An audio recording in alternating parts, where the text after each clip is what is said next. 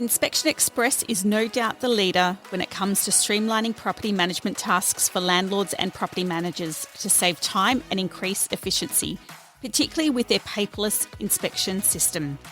Their mission is to simplify the property management process, and now with their partnership with Tappy, there are some amazing new benefits to help deal with maintenance requests on site to further improve property managers' lives. Book in your demo with the team today. So today I am super excited to have a lovely young man join me. His name's Gabe Hagen and he is from Realmark Urban in Leadville in WA. Gabe, welcome. Hey guys, thanks for having me. I am excited to have you on for a few reasons. Now, we have met in person at, was it that you said that RE bar camp was when we first... Exactly. It was in Victoria Park at the pub, and it was like lots of it was a very interesting day, right? Lots of breakout rooms and people talking about what they know they're good at. And you were speaking specifically about the leasing role, and I knew that I needed to sort of get in your corner and pick your brain. So yeah. And was that was a couple of years ago now. Did you go to last year's one? I didn't go to last year's one. That was, I believe, the previous one. And that was when I was also working in that Southern Growth Corridor region with a different agency. And yeah, it's coming back to me now because I remember you were so fresh a couple of years ago, and and I think you came up and introduced yourself to me, which was really lovely. So I do remember that, and I subsequently thought that you'd already been on a podcast, which you hadn't. But I think it's probably because I see you quite a bit on socials. You're really good at that and making a good impact there. So I'm excited to find out a little bit more about what you're up to. So can you just share with everyone your just where you were before getting into real estate, how long you've been in real estate, and sort of what you've been up to in your current position? Absolutely. So bigger picture wise, I moved to Perth in 2015, and I had moved here from the UK with my family, and my dad was positioned out here. So we sort of packed up shop and arrived here, and it all felt very fresh and new to me. And I had actually previously lived here when I was younger in primary school, and in those 10 years between being here and coming back, I had sort of seen how much the city has changed. And I really felt like, Perth as a growth aspect in terms of just living, housing, quality of life, it's definitely going to be one of the places to be over my lifetime looking forward. So those were always the inklings of something that I enjoyed seeing. And then it was sort of finding something that aligned with that to step into professionally. And after high school, I went to university in UWA in Crawley, and I did a very broad commerce degree. And I was never good at crunching numbers. I could never do the accounting or the finance, but I love the soft skills. I love the people, the management, the engaging with stakeholders. And those broad ideas sort of pushed me into having a keen interest in real estate. And then that also coincided with COVID. And I think those timings and then seeing the market changing drastically underneath me, it sort of propelled me into this real estate mindset. And, there's always that two sides of the coin between sales and property management. And I just found that my interest laid and my passion was there in property management. And, from there, I stepped into a Ray White careers night without any clue of what to do. And Mark Whiteman was there and Vivian Yap was the guest speaker. And that sort of propelled me into what opportunities were in front of me. And throughout that entire sort of landscape and timeline, there was always the need for property managers and, people who wanted to, get a job done and work hard and have sort of a keen focus on our rental properties in general. And that sort of took me to starting at Ray White. And I think there I did sort of apprenticeship of real estate. I really did see the whole facet of the real estate ecosystem, as I call it, because everyone's so interconnected. Everything's so cyclical. Your clients from 10 years ago might want to lease out their property now. And if you can keep it within the same family, and I know that's something your agency does really well, then, you have that extreme pipeline of strong business. And that sort of led me into there. And I had 18 months of really fast moving market dynamics under my belt. This was sort of post-COVID when rents had started to reach their peak again. There was so much uncertainty. There was such low supply. And then there were so many tenants coming to me asking for solutions. And I was in a role where I could perhaps present opportunities. And that's where I had been for the past 18 months, and really working alongside a strong BDM who was sort of a long-standing professional in the industry. And then also having an amazing team of really strong women who are our property managers around me. That was sort of my trial by fire, because they were so good at what they did. They were so compliant. They had such good processes that it sort of made me step my game up and be in line with them and making sure that we're doing things right. And then from there, within the last, it was 6 months ago, actually, I had joined Realmark Urban, and we were in Leaderville. And that was just out of it. What John Percadani, the founder of Realmark, said to me in my interview was that you're sort of graduating from your apprenticeship and you're stepping into the University of Real Estate. And that sounds all good, but it is definitely more broad understanding of what Perth has to offer. And that sort of aligned with when I moved back here, that desire to just wanting to know what's going on in our city. How are people living? What's the opportunities available? And now I'm sort of a leasing manager in business development, and we're adding new business, as I'm sure you are. And yeah, the market doesn't seem to be slowing down. So that's me. Wow. So it's super refreshing to hear someone who has actually chosen property management as a career path, because I don't think that anyone on my podcast has come on saying that that was their intention. It's always, by accident I fell into it, all of that. So that is super refreshing. But also your intellect in regards to and love for the actual, like, the industry and how, and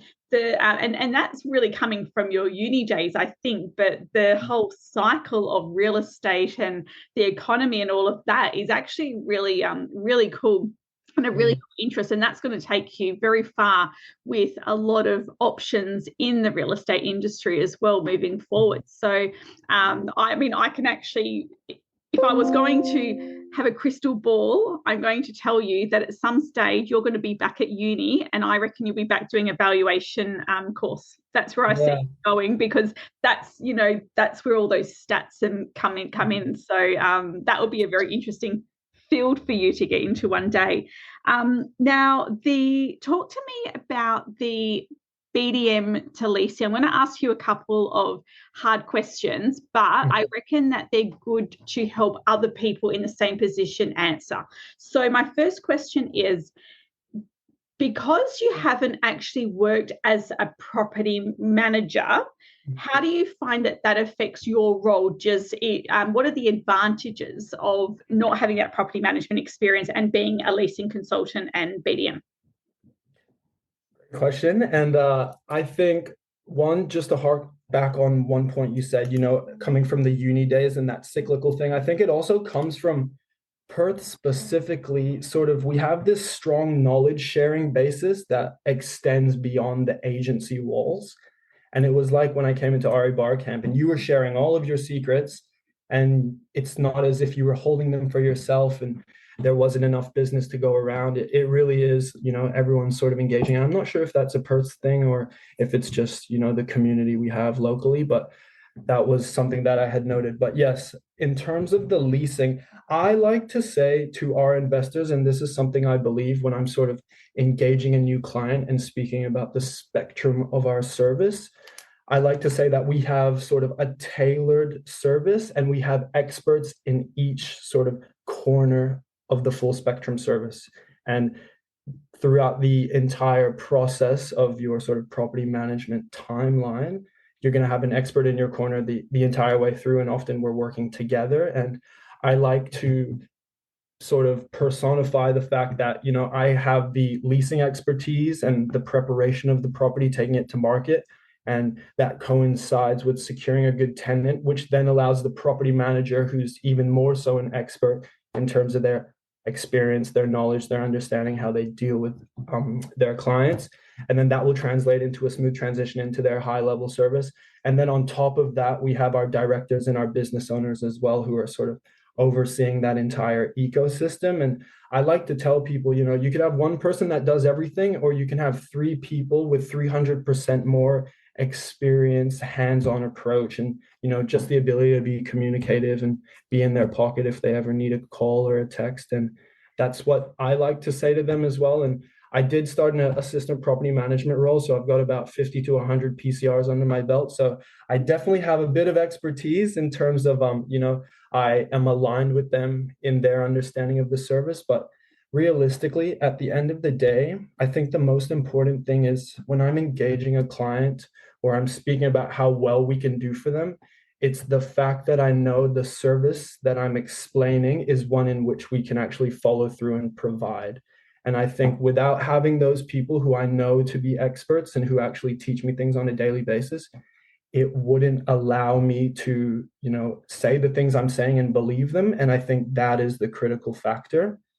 And, that's just come from the last 6 months of them holding me accountable, them keeping me in line with their sort of practices and processes, and for them to, constantly tell me if I'm doing something wrong, not in a bad way, but I just tell them, constantly give me the feedback. We're learning, we're aligning our processes, and you guys are the experts. So whatever you says goes, and we can, work together for the better. And I hope that made sense, but I think that's what I believe, definitely. The answer that you gave, that you would give to a client, is perfect, and I would sign up there and there. I think that that's a really good script for people to use if they need to, and if you're in that same position. So that brings us to the situation which I briefly mentioned to you before, where we talk about and it's not that I think there's hierarchies in property management, but I think that some people, probably maybe the older generation, would think that you start off in real estate in leasing, and then you go to property management, and then you go to BDM, and then I don't know what you do after BDM. You probably go to department manager, or something like that. And we've got all these layers of how to progress in the career. But with how you actually scripted what you just said, it actually really brings into what I call horizontal management of a property. There's no vertical management. So really, like you said, there's just experts in the field. I still strongly believe that a leasing consultant is actually probably the most important role, because you have a good tenant in your property. It's actually really easy for a property manager to look good. Like, you're really making their job look a lot easier and making them stand out to the client. Put a crap person in, well, then the property manager's really going to have to show how good they are by handling the situation.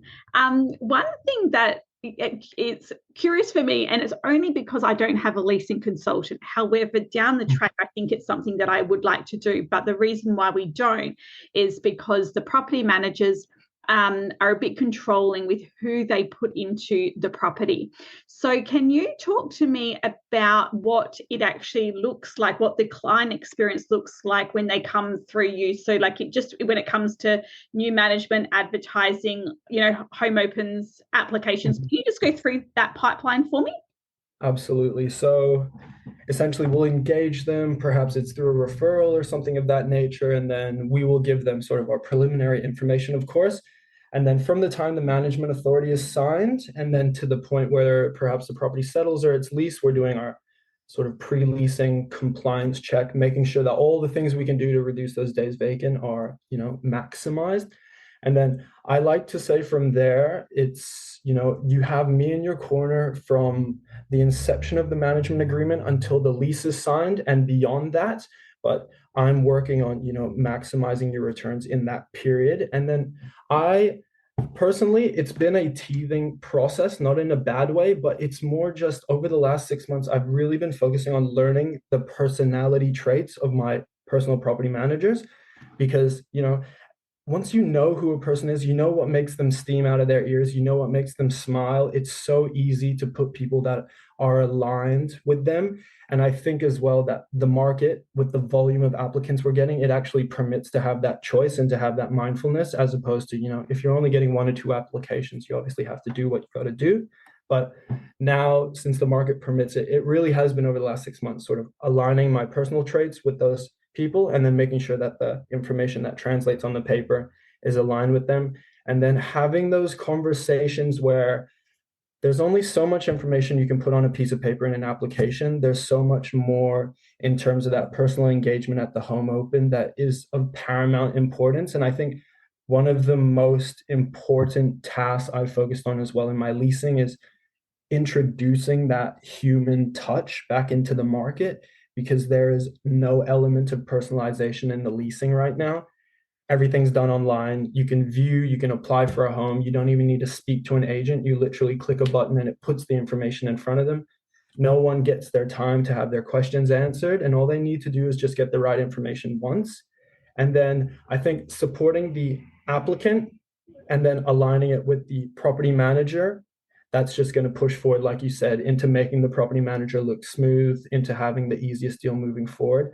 And then I found as well, I am an empathetic person. I'm extremely a people-pleasing person, and that just comes from a client-facing role. And setting those realistic expectations with the owner as well as the applicant, just being like, this is how the property will come to you. This is when you can move in. These are the dates we can't negotiate on. Once you align the non-negotiables, you have those sort of personal traits, you have that human aspect, then realistically, there's no reason that you should be perhaps putting a tenant in there that isn't fully vetted and you have that sort of relationship from the get-go. And from a client perspective, that looks like, I like to say that I can lease your property within 7 to 14 days generally, and I'll do my inspections within the first 7 days. Then we'll do our application process as well as our compliance for the home. We want to just make sure people can step into the home, the power's on, it's clean, it's beautiful, it feels like home. And I think having that as well from a tenant satisfaction perspective, if they go into the home and they're happy, they're not going to be buzzing you for random things that might be unnecessary or non-urgent in a property manager sense. And I think all of those human aspects, aligning those, it's just going to translate into Mr. and Mrs. Dear Owner being like, wow, thank you for achieving these results in the timeline you've achieved. It all looks very sort of set out on paper, but there's so much human aspect behind the scenes. And I think that's where we're lying right now. And that's the majority of my role in terms of the leasing. And that was sort of a very broad picture. Yeah, and so you're advertising the property, you're doing any viewings, home opens, application processing, contacting the owner with the choice of applications, getting that approval. I'm assuming setting it up, and then getting their lease signed, getting all of that done. Absolutely. The property managers like to do their leases, and that's simply an administrative duty. And that's something we've sort of worked out in our flow chart of how everything looks. But you're absolutely right. I'm going to field their application. I'm the one summarizing it, and then I'm the one calling their references as well. So everything is really in my hands, and then it sort of has that streamlined correspondence to the property manager. Like, here's all the information. It was returned positively. Hopefully this translates into XYZ. And then from there, once they're in the property, the lease is signed, the payments receipted. That's when they've already had the correspondence with their property manager, but then they have their entire sort of new tenancy handbook and problem troubleshooting, for example, and who to call in certain instances. And then I also like that even after they move in and they have full correspondence with their property manager, they still have my number in their phone. And if they don't have correspondence from the property manager, they can just flick me a text and maybe I can just put something across their desk, or I can have another conversation. And again, it's just, twice as much support for tenants as well as the owners. Totally. Because if there's a one thing that I've really noticed is that if there's ever a problem in property management, whether it's owners or tenants, when let's just say they're upset about something and they can't get hold of anyone, as long as they can get hold of a second person, then you can, like 9 times out of 10, you can sort it out. It's when they can't get hold of anybody that things start escalating and there's a problem. So I find that it's not generally the problem that's a problem. It's how quickly you can have it solved. They can fix someone. Yeah. Absolutely. Yeah, no, I'm sure you have lots of experience with that, but we try to, put as much resources and information where they can be self-sustaining. And I'm not sure what sort of like maintenance app you're using or something, but there's a lot of power in their phone to lodge their requests and sort of follow steps in their own hands. And that sort of takes a lot of correspondence out of the property manager. Yeah. Yeah, we're using Tappy for our maintenance. I don't know if you guys are using that or not. No, we're using we use Property Tree and Bricks and Agent, and I think they came and did a rollout throughout Perth over the last 18 months. Is that correct? Yeah, Tappy did, yeah. So Yeah. it's the tenants feel like they get heard straight away, so that sort of works Mhm. quite good. But for me, it's all about management reports to make sure that I can Mhm. oversee things quite easily. Like this week, I've got someone off on leave, so I can easily check her maintenance and see that it's all up to date and it's not a problem. So it's yeah, it's a good system. The In regards to the BDM versus the leasing role, do you find it hard to be strict, or are you even strict with your time and how to divide that time? Because I can imagine the leasing side is going to be really overwhelming at the moment. So Mhm. I'd be interested to see how you separate that. But also, I think you've got other BDMs in your office as well? Absolutely. So you know our associate director, Emma. Emma, yes, I thought that was her. Yeah. So she's our full-time business. She's the associate director of property management, and she's fully focused on business development management as well. Yeah. And so I would essentially be her associate, and I work alongside her to capture those new managements. But she is fully dedicated to, capturing those alongside whatever sort of organic business I bring in as well. And this role specifically is something that sort of was born out of this fast-paced moving market within the last 6 months. And the previous role with the previous leasing agent, he was solely focused on just leasing the properties and sort of engaging with the tenants. And now, out of my own sort of desire to engage new business, as well as I think the necessity is there because there's so many leads and inquiries coming in. It's just being able to, respond timely and capture the business and respond with something that's actually of value to these people. And so, yeah, we do have Emma, of course, and that was perhaps one of the biggest reasons I joined Realmark Urban was to work underneath her because I'm just, hungry for knowledge, and as much food I can take off her plate is, gold to me. So very lucky to be in the position I am. But And you might also then have the opportunity to be on the back of a bus like Emma. there you go. Exactly. No, maybe a bus bench in the interim. I need to work up to a 20-seater bus like that. But There we go. Emma, if you're listening, we want a bus seat for Gabe. yeah, no, I'm talking about her getting me at a Wembley golf course because I'm over there but on the driving range. Yeah, there you go. That's a great idea. I go there as well to the driving range, and there is Realmark signs there. But is that your office or another office? Yes, that's our office, Oh, and they did some rebannering over Christmas, and you can actually hit your golf ball into Emma's face at the 100-meter mark now. totally But doing that. exactly, yeah, it's good.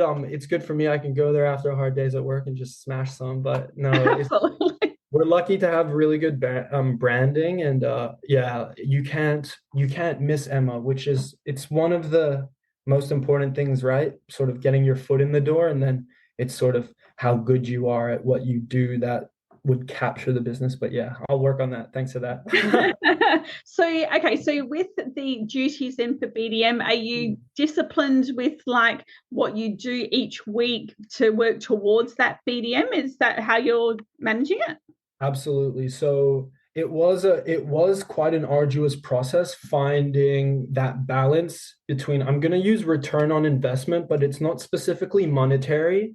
It's time, effort, processes, and the leasing, I would say it takes up 80 to 90% of your time, but the return on investment is perhaps half or a quarter of what engaging a new client would be. So I found the phone is going to ring and tenants are going to be calling you inquiring about properties nonstop all day.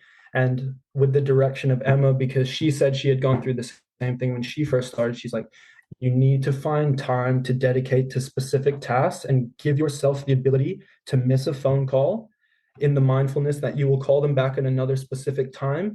And then I could really start to allocate my leasing tasks and my BDM tasks because I'm of paramount importance to me is the leasing task because I have a team of 10 property managers behind me that require me to do my job in a timely manner. And, for me, not letting them down is perhaps the biggest role. And then from there, I'm also lucky that I get time to work from home on Monday. And this was born out of that structure. So essentially I'll show my homes the majority of the weekend. And then I'll do my application reviews solely on Monday. And these are the days when I can afford to miss a phone call as long as I have the information in the property manager's hands at the start of the week. And that allows them to do their business throughout the course of the week. And then perhaps gives me more time at the tail end of the week to capture new business. But on a daily basis, I come in, I allocate 2 hours to application review first thing in the morning before the phones start ringing and people start inquiring. And then from there, I'm sort of following up any pre-leasing steps with new owners in the lead up until lunchtime.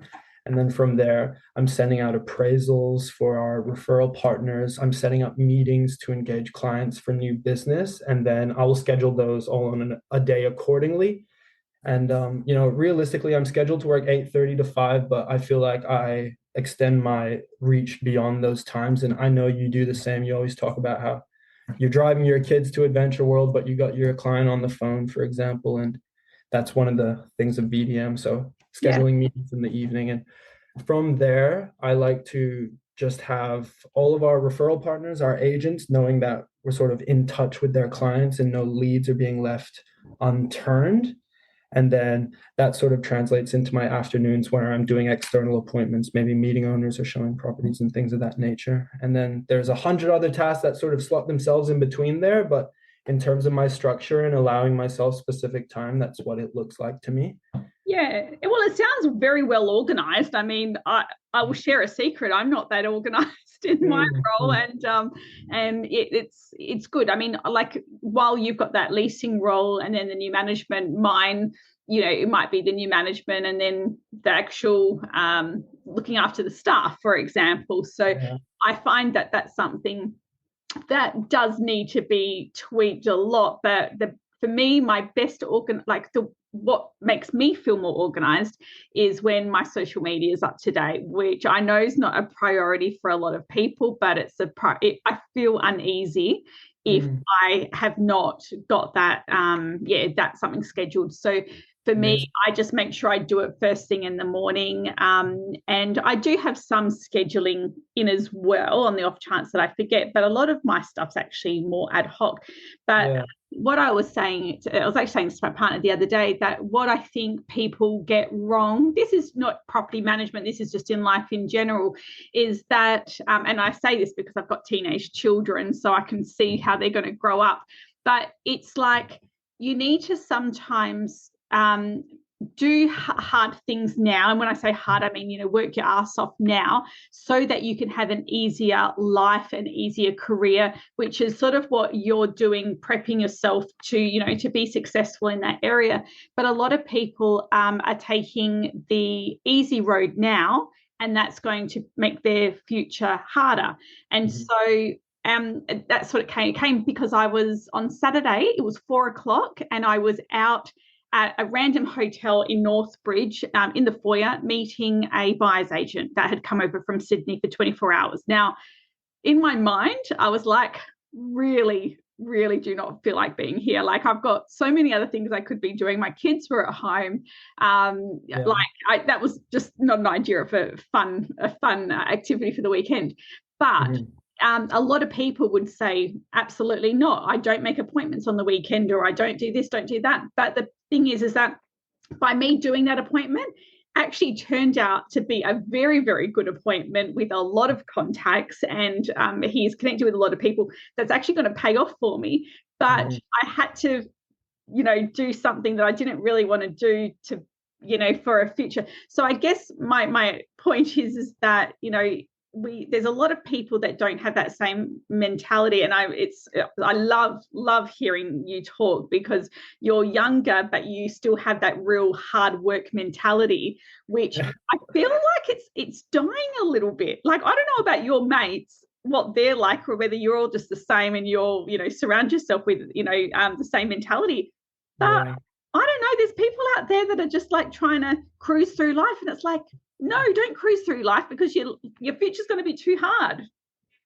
No, I completely understand. That's exactly, no, thank you for that as well. And it's definitely one, I think I have good mates around me. I'm lucky. I've realized that over the weekend. We had sort of 30 guys all playing in a golf tournament together. And I was just looking at all of them. I'm like, none of you, all of you have your head screwed on straight. You've got a good job. Like you have sort of some mindfulness to look forward in your life. And that's, to hear you say that as well, it's a nice reaffirmation of that. But I think that specific idea pertains to that thought of people sort of downgrading leasing and BDM as well, because they don't see the long-term picture. They don't see the fact that, I'm engaging with 10x clients that a sales rep would engage with right now. I have 10x the stakeholders in front of me, 100 times the information, and I'm leasing from Mindari to Baldivis. So I'm seeing the full spectrum of our real estate. And those are the things that were very sort of essential to me in this role. But exactly, I think having the mindfulness, and the biggest issue right now, I think everyone just wants to make money and not put the work in. Mm-hmm. And that's perhaps is like the overall employment market right now. Everyone's like, I'm going to have a go at what I'm passionate about. If that falls through, I'll go to the mines and I'll make $100,000 sort of forgoing half of my life on a yearly basis. And, I think people, again, that return on investment, like I know I could make more money doing XYZ, but the investment in the non-tangible assets are what I have told myself, that exact sentence, over the last 3 years, to justify the fact that, the money will come, the experience is invaluable. How much can I receive that doesn't have a monetary value, but has extreme value to me outside of that? And that's exactly what I said when I first started the industry in property management. When you're getting an assistant property manager's role between $45,000 and $55,000 per year, and to rough it out, to be in those situations where you're a problem solver on a daily basis, and perhaps you're not getting that bonus in your pocket that Mr. Agent over there is getting. You really have to have those sort of intangible assets that can justify what you're doing, because it's not easy to be a property manager. And I think a lot of people, like I said, it's just that work versus the financial reward. Yeah, I like what you said about the 10 times like impact on people's, and that's like, I guess from a BDM point of view, the plan is to make an impact on as many people as possible for future, business. And to be honest, like you said, you're having an impact on so many more people being in the leasing role, that absolutely is going to have a role and effect with all those people having such a great experience with you. And then when they've got friends or talking about it at a party, it's like, oh, listen, my KP was so helpful when leasing out, because that is what all landlords want, is someone who's going to lease their property well. So it's like the perfect combo, but we just don't see it enough in Perth, and I assume over East as well, that combo of BDM and leasing. So I want everyone to, I hope everyone enjoyed this listen and take that away, that if you maybe don't have a BDM, or maybe you don't even have a leasing consultant, have a look at having a little bit of a hybrid role in there. It's a little bit of the role to help the property managers, a little bit of the role to help their business. It might be a really good combination to watch out for, and I think we're going to see more of those combos moving forward as well. Gabe, you're an absolute pleasure to talk to. It's so lovely to connect with you, and I'm sure at some stage in your career we will be in touch again, and I will have you involved with PM Collective somehow. At an event. I can already sort of picture it, because I think you've got a wonderful, wonderful future, and a really wonderful mindset in regards to real estate and property management itself. So thank you for joining me, and thank you for sharing your experience. And if anyone wants to connect with Gabe, he is over LinkedIn. Instagram's probably your favorite, isn't it? Yeah, I'm trying to work on both, but you can find me Gabe Hagen, Perth Property. Search it in LinkedIn or Instagram, and you'll see me there. And, amazing. I just want to say thank you, Ash. Thanks for giving, our industry a platform. We definitely need more people like you, although it's highly unlikely, but, keep doing what you're doing, and we appreciate you. Thank you. Thank you. Thank you. On Tap Plumbing and Gas covers all Perth areas from Mandurah to Two Rocks, and has a team of plumbing, drainage and hot water experts. They have an amazing reputation for their excellent service and quality workmanship on time, every time, and it is easy to see why they are a favourite to many Perth property managers. Whether you just need some friendly advice or an obligation-free quote, look no further than On Tap Plumbing and Gas.